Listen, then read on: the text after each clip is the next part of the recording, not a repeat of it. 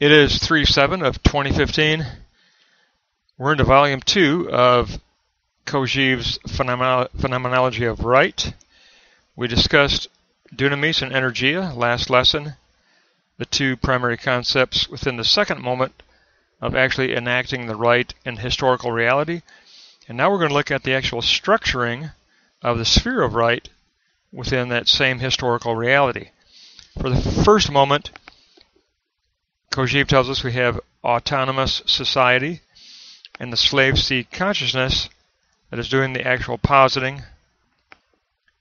The self can only become human by positing the social anthropogenic act of the right. And this anthropogenic act is understood as a struggle for recognition, seeking that return of recognition through positing. Now, positing takes place through one of many modalities, social modalities that exist. You've got modalities of ethics, of religion, of economics. You've got a variety of modalities. And the self is not just political citizen. And furthermore, positing also speaks to intentionality. It could be the positing of a particularity of content or the universality of a structure. Now, in the second moment, he's going to give us a lot of detail where we actually will unpack the enacting of the right within historical reality. The sphere of right already exists here as the objective totality of juridical legal rules. And it exists as an understood, communally understood, applied juridical code. So this sphere of right exists as the governing organ of the state, and it is in charge of enacting the right. It's in charge of that process of enacting the right that wants to become actual. Legal rule is enacted according to the objective principle of justice currently in existence in historical reality. Now again, we're talking about principle here, so we're out of private right and we're into the principle of justice as our guide. Now, enacting legal rule proceeds according to the process of negating the illicit contingencies that have attached themselves to the posited proposition or the positive narrative. With every positive praxis type proposition, there's always going to be a few illicit or negative contingencies that need to be stripped away through the process of negation.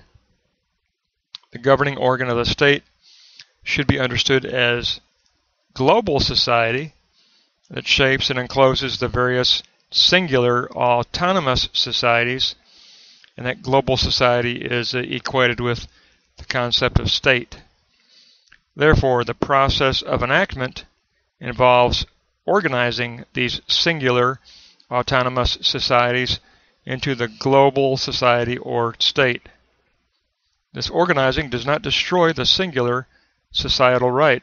Instead, it adopts it into a organized structural whole. So it's a syntax structuring that's going to structure the content of these singular autonomous society rights. Furthermore, many elements of the adoption process can still remain in the understood character of potential notion status that remains mental and not yet written in actuality. So even though they could be accepted, these rights might still remain in the realm of the notion of the true or the notion of the real. And that would be in existence as the unwritten, intersubjective, communal understanding of the right. And that still does provide secular history with its directional sense and its universality, but it could actually not exist in written form, and it could be an understood intersubjective directional force of notion. Now, the second moment of enacting and adopting takes place within an already existing sphere of right structure. And here you go. This is going to be note 4 And A through E subpoints, here's what he wants to point out to us here, that in this lesson, how this sphere is structured. Basically, it begins with a global society that encloses and abbreviates a series of autonomous singular societies, which each have their own abbreviating categorical right that encloses and abbreviates a variety of sub-political entities that exist within each of these abbreviated categorical rights. And each sub-political entity will have their own conceptual identities as well. So it's a very definitive hierarchy. And then Kojeve wants us to understand that this entire hierarchy is flooded throughout all of its categories and all of its concepts with the trans-political notions of humanity and justice that provide the function of an adventus of transcendence. So these political and sub-political entities still have to be subservient to a more universal bracketing of the common humanity or the right of justice. Those are the terms of the categories of transcendence. So we have a very specific structure here of the sphere of right. It is an organizing, structurally holistic global society that links together all of the singular societies with their abbreviated categorical tag of the right that they represent. These all get joined together in a structural whole, but all of these singular society rights have sub-concepts under them that they enclose, and so it spreads out even further into what are called sub-political entities, and they will be further divisions of these categories. So you might have like the category of humanity, and then under that you might have the concept of person, and under that you might have the concept of animal and soul and psyche and cogito, and all of the variety of concepts that could fall under the concept of person. And those all could be abbreviated under humanity. So it's a hierarchy of categorical major categories and then a variety of sub-concepts, but all within the lexical environment of the doctrine of the right or the concept of justice, which is being addressed here. But there is a very definite structure of a hierarchy of categories and concepts. Now, after we leave the second moment, the enacting actually takes place as a state sanctioning or a global society sanctioning through suppression and adoption. The singular autonomous society will either be suppressed or it will be adopted into the overall structural whole.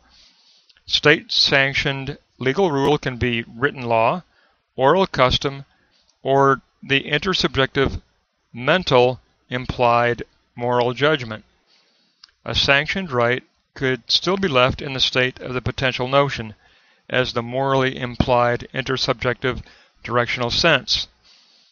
Now, sanctioned but mental content will continue to press toward its own self-actualizing. Remember, from the last lesson, the dunamis of the potential right has a self-actualizing power that is inherently present within it.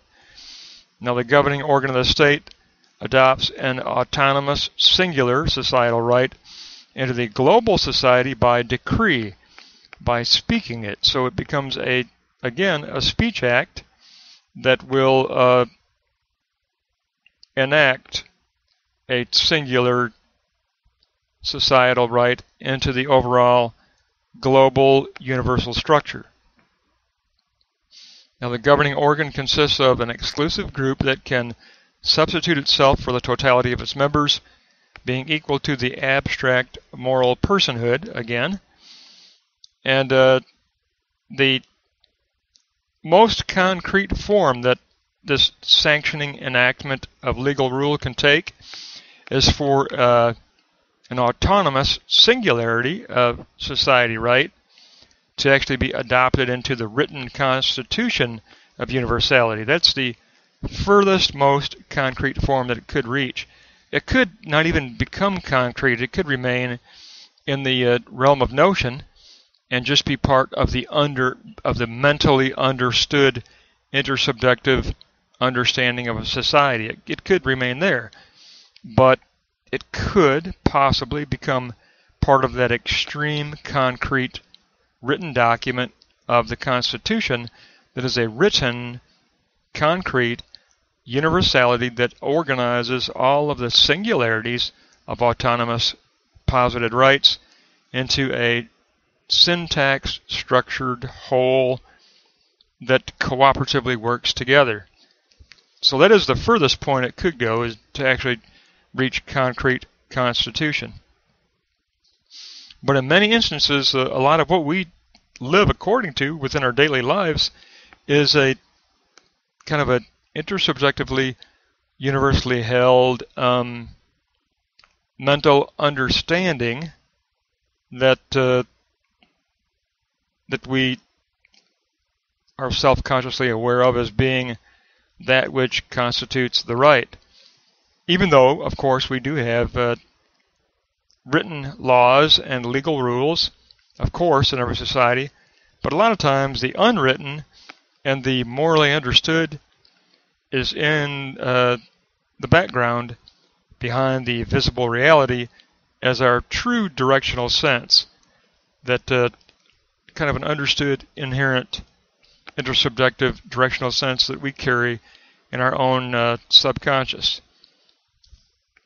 But mainly this lesson was all about structure of the sphere of right, and it is very much a hierarchy, from global society to autonomous singular societies to the abbreviated categories of right and to the sub-political entities and their concept labels. So it's very much all about the second moment here, and it's all about structure this time. So now we've discussed the primary concepts of dunamis, potentiality, and energia, self-propagating actuality. And now he's gone from there and introduced us to the hierarchy of structure. So we really can come to grips with this second moment of the sphere of the right. And we are firmly into Volume 2 now. That'll wrap up pages 126 to 136.